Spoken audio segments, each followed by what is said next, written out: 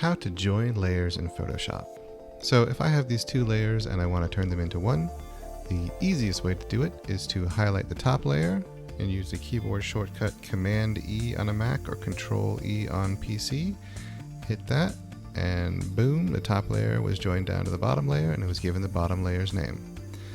You can also do that. I'm going to hit Command Z. I can also right click on the space next to the label in this layer and come down here to merge down.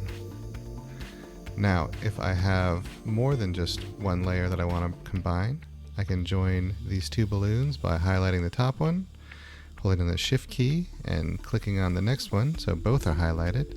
And if I right click in that area to the right, I can do merge layers.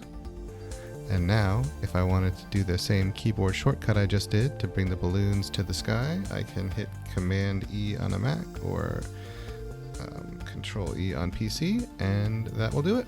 If that answered your Photoshop question without wasting any of your time, I'd appreciate it if you go ahead and like the video, and while you're down there, hit subscribe.